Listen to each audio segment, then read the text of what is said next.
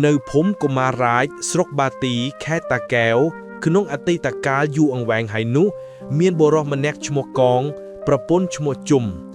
អ្នកទាំងពីរនេះតាំងពីភពប្រសពគ្នារកស៊ីមកចេះតែក្រទៅលំបាកតោកយ៉ាកវេទនាជាទីបំផុត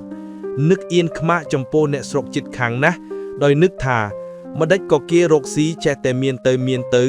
ឯខ្លួនឯងម្ដេចក៏ចេះតែក្រគិតដូច្នេះហើយក៏បបួលប្តីប្រពន្ធរត់ចេញពីស្រុកទេព្រៃធ្វើចំការដាំបំណាំគ្រប់បែបនៅទីមួយឆ្ងាយពីគេនៅកន្លែងនោះគេសង់ខ្ទមតូចមួយគ្រាន់នឹងច្រកនៅបណ្ដោះអាសន្នប៉ុណ្ណោះលក់យូរទៅឈ្មោះនាងជុំប្រកបរបររកស៊ីចេះតែចម្រើនឡើង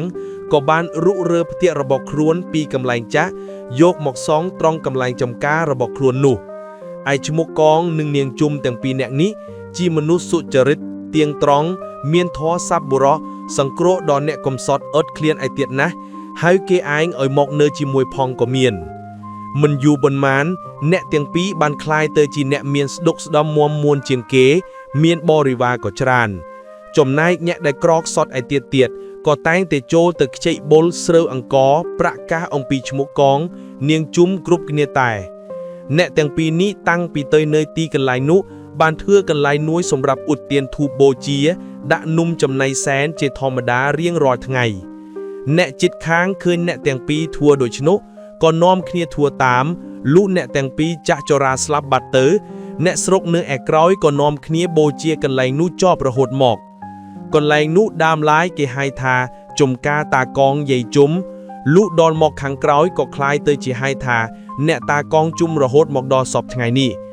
មានកូនប្រុសតាកងយាយជុំម្នាក់ឈ្មោះឈុំជាអ្នកកាន់កាប់ថែរក្សាអ្នកតាកងជុំនេះតែមិនបានជន់ទេគ្រាន់តែបាំងម្ដងក្នុងពេលដែលគ្រូឈុំត្រូវទៅព្យាបាលជំងឺឲ្យបានដឹងជាមុនថាជំងឺនេះមើលបានជំងឺនេះមើលមិនបានតែប៉ុណ្ណោះសពថ្ងៃនេះអ្នកស្រុកតែងតែគោរពបូជាកាលបើស្រុកមិនស្រួលដោយមានជំងឺរាតត្បាតគេបបួលគ្នាធ្វើបុណ្យកំសាន្តស្រុកសូមឲ្យបានសេចក្តីសុខសប្បាយមាននិមន្តព្រះសង្ឃ8អង្គមកឆាន់សូត្រធម៌ដាមានផលកុសលាជាដើមហើយមានរៀបធ្វើរទេះសេះគោក្របីដំរីដោយដើមចេកផ្ទុកដោយចំណីគ្រប់មុខក្នុងនោះបន្ថាផ្ទួនទៅដើម្បីឲ្យបានសេចក្តីសុខសប្បាយកាលបើធ្វើបុណ្យរួចកាលណាក៏ឃើញស័ក្តិសិទ្ធិប្រកបមែនម្យ៉ាងទៀតបើដល់ខែពិសាហើយមិនមានភ្លៀងអ្នកស្រុកបបួលគ្នាធ្វើបុណ្យបួងសួងសុំទឹកភ្លៀងដោយរៀបរាប់ខាងក្រោមនេះពីល្ងាចនិមន្តព្រះសង្ឃ4អង្គសូត្រធម៌ប្រាយអាកាសមានសូត្រធម៌ជ័យយន្តោជាដើមរៀបធ្វើរាជវិតិផតជុំវិញឲ្យលោកគង់ខាងក្នុងពួកឧបាសកឧបាសិកានៅខាងក្រៅមានបាត4គ្រប់លោកទាំង4អង្គទឹកអប់ដាក់គ្រប់បាតទាំង4ឲ្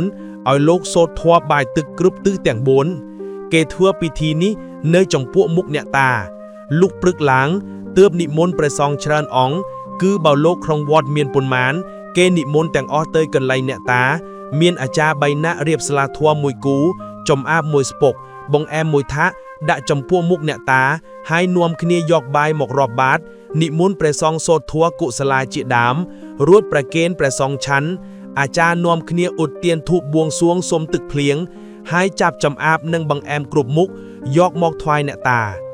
ឯអាស្រមអ្នកតានោះមានទំហំ2ម៉ែត្រ4ជ្រុងសសរឈើប្រក់គ្រឿងមានរានហាលខាងមុខ1ម៉ែត្រមានដើមឈើធំខ្ពស់ពីខាងត្បូង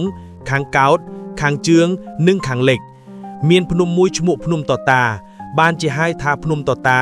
ពីព្រោះភ្នំនោះសម្បូរដោយសត្វតតាព្រានទាក់សត្វតែងតែមកទាន់នៅភ្នំនោះបានជាប់ឈ្មោះថាភ្នំតតារហូតមកដល់សពថ្ងៃនេះនៅលើភ្នំនោះមានវត្តមួយហៅថាវត្តភ្នំតតាដែរមានព្រះសង្ឃជាច្រើនអង្គគង់នៅរៀនសូត្រធម៌វិន័យមានរៀបធ្វើជាជណ្ដាលដោយបេតុង